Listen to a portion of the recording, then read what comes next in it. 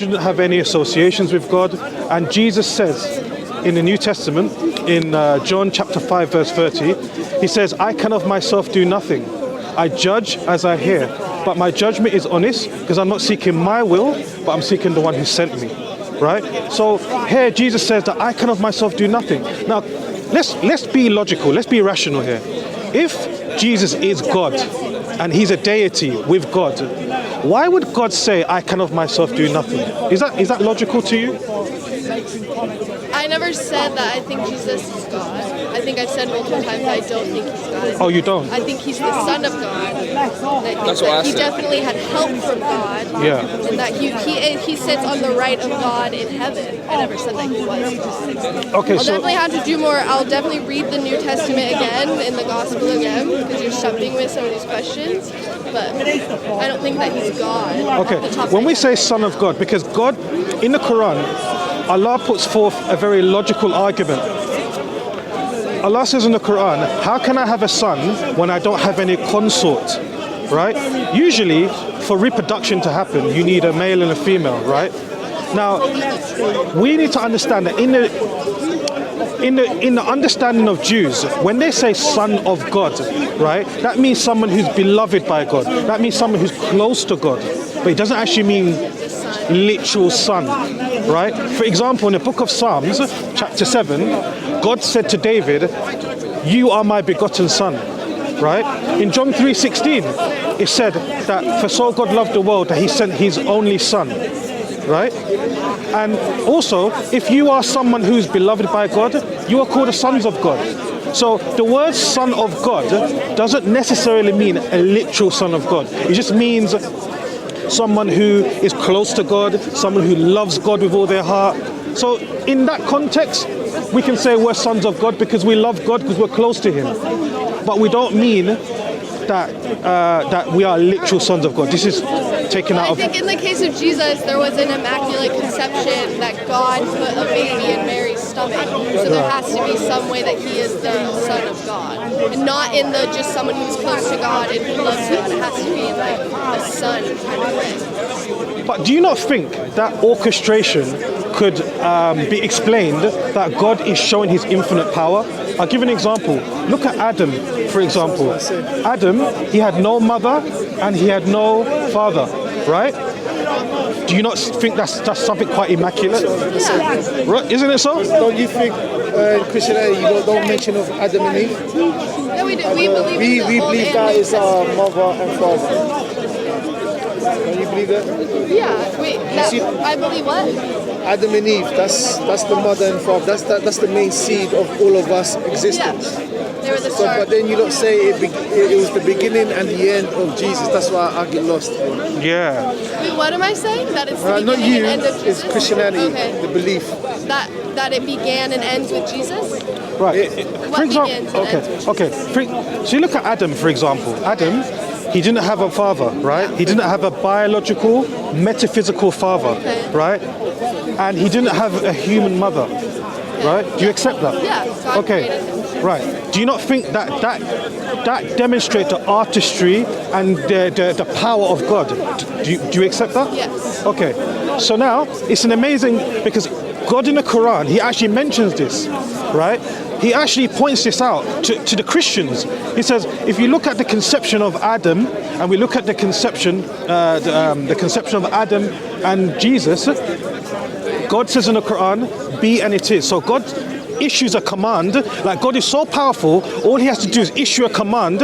In Arabic, in the Quran it says kun fayakun. In Arabic that means be and it is. So God, all he has to say is just he issues a command and that actually comes into existence. Are you following? Yeah. Right? So that's the power of God. God is so powerful that all he has to do is issue a command and it happens. Okay. Right? So when we talk about Jesus, we look at him as a prophet, we respect him, and we also believe that Jesus was sent to the Jewish nation, right? Do you accept that he was sent to the Jewish people? Yeah. Okay, the Bible supports that. In Matthew 15, verse 24, Jesus said, I was not sent except unto the lost sheep of the house of Israel. So again, Jesus said I was only sent to the Jewish people, right? Also in Matthew chapter 10 verse 5, Jesus said to his disciples, do not go in unto the way of the Gentiles. So he told his disciples, don't go to the Gentiles. Don't go there. Only go to the lost sheep of the house of Israel. However, we believe as Muslims that we believe in a final prophethood, right? We believe that Prophet Muhammad is the last final prophet of God, right? Because the reason why I believe this is as follows, right? Jesus said in the book of John, chapter 5, he says, I have many things to say unto you, but you cannot bear them now. However, when the Spirit of truth comes, he will guide you into all truths. It says, he will guide you into all truths, right? When the Spirit of truth comes, he will guide you. Right, so I want to ask a logical question, and I would like to engage in your thinking, yeah?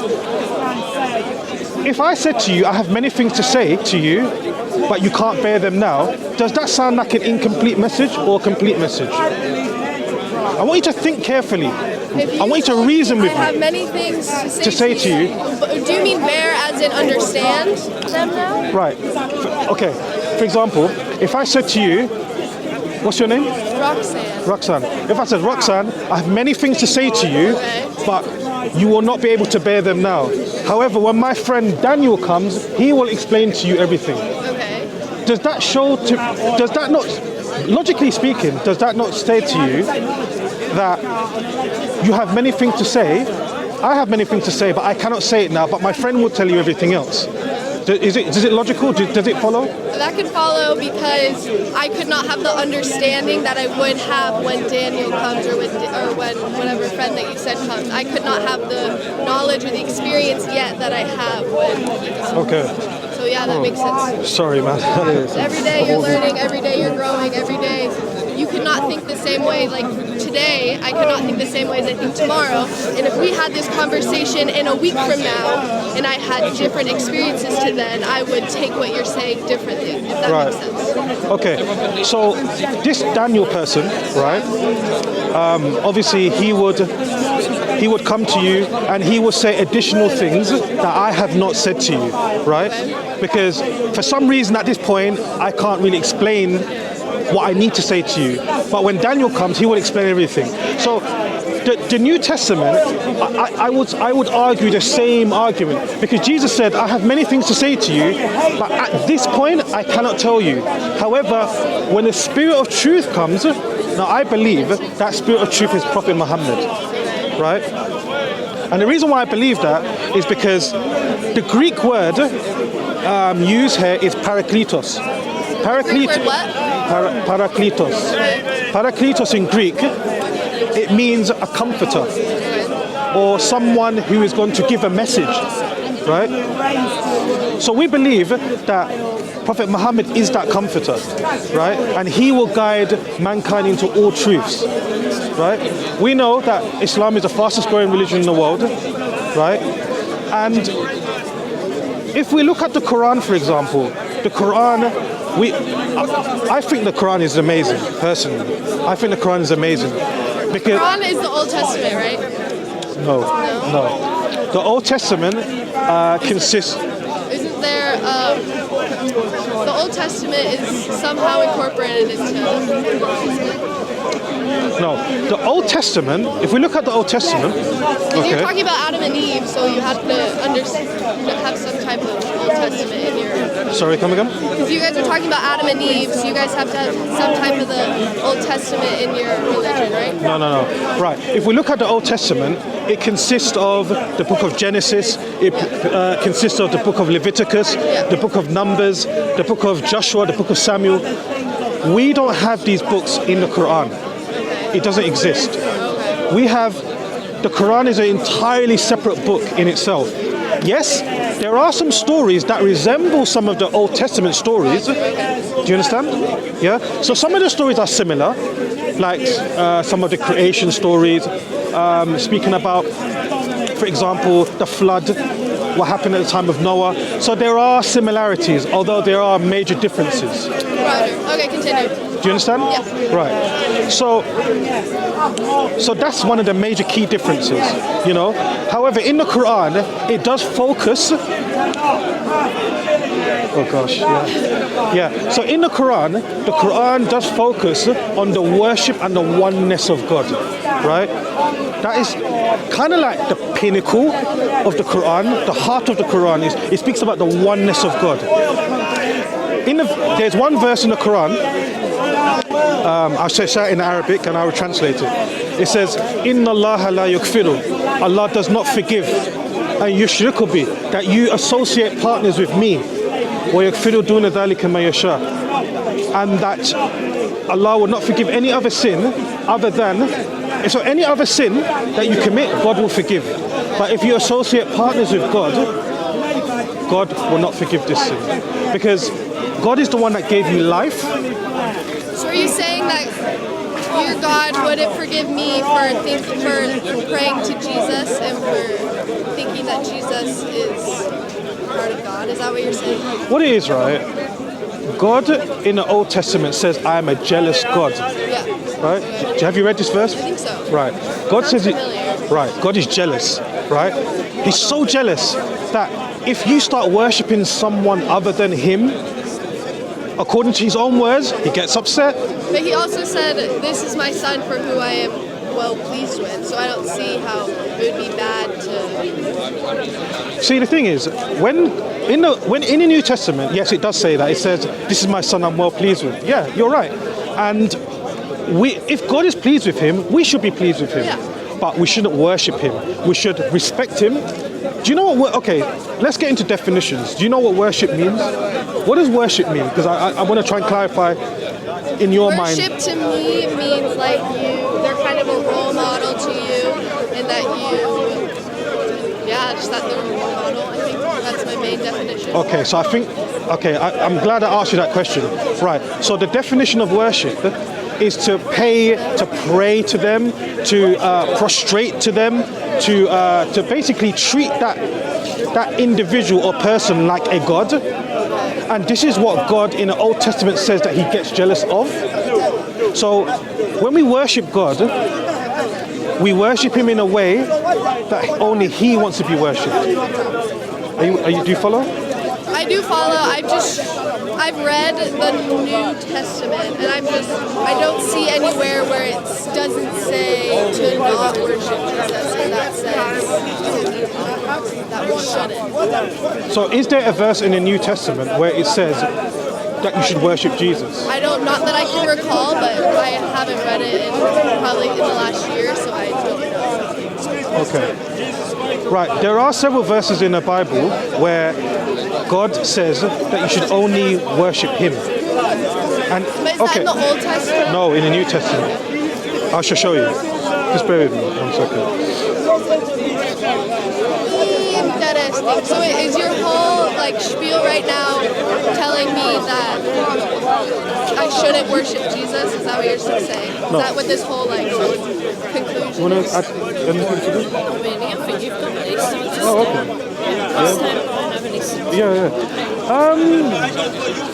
Basically, I'm saying, with all respect, that worshipping Christ is considered as an abomination because Jesus never once commanded to worship Him, right? He did say, worship the Father.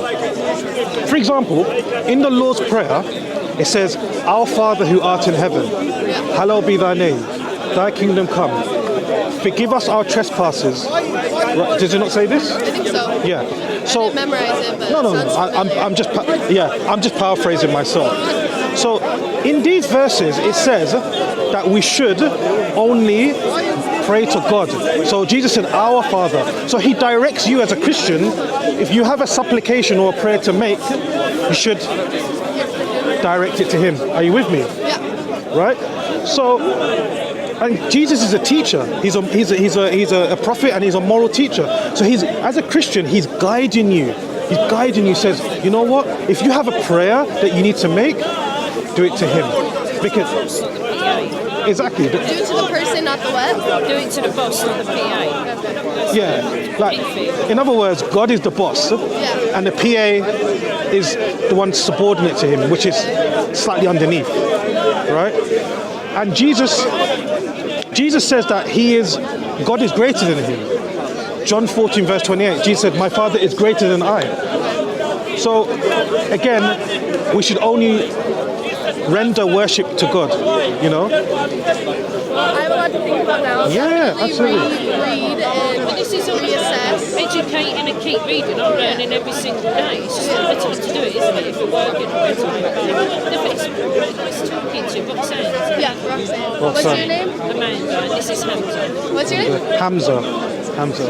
Nice to meet you. And Enjoy yeah. the rest of your day. And if you, just my advice to you is this, right?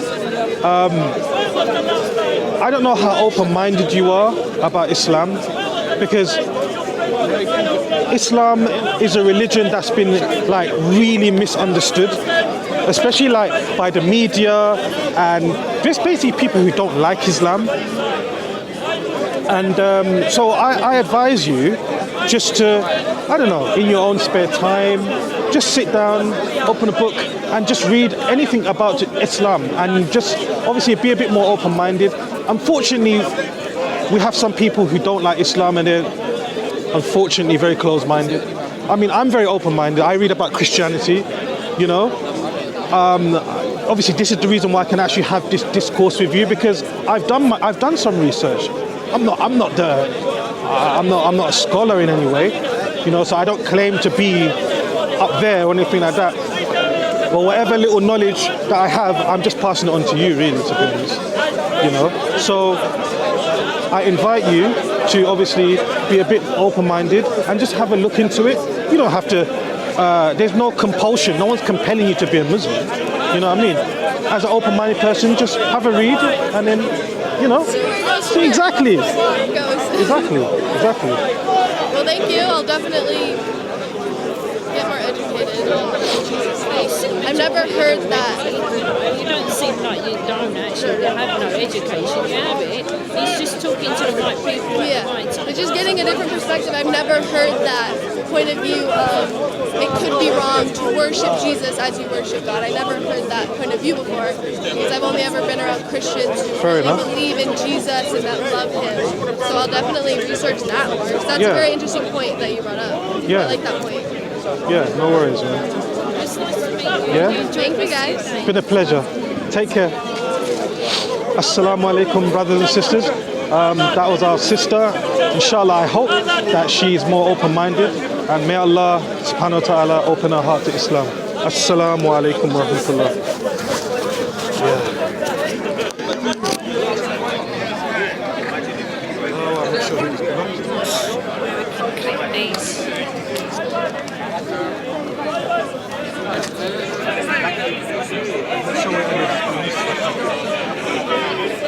So if you click it on the wire, keep checking these Hamza. Yeah, you've got another one there.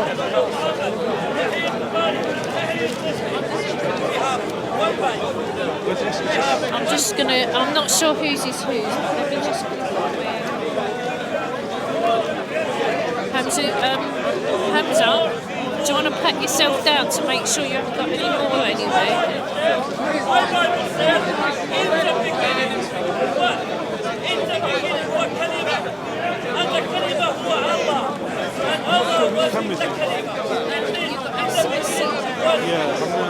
Where is he?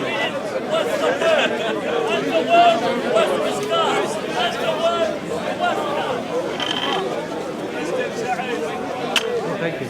Take this.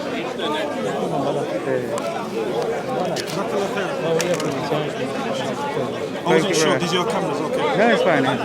She was good, I think. She was. Really? May Allah What was it about? open her heart. Open her heart. Yeah, that's fine. Whose camera is this one? Oh, that's he.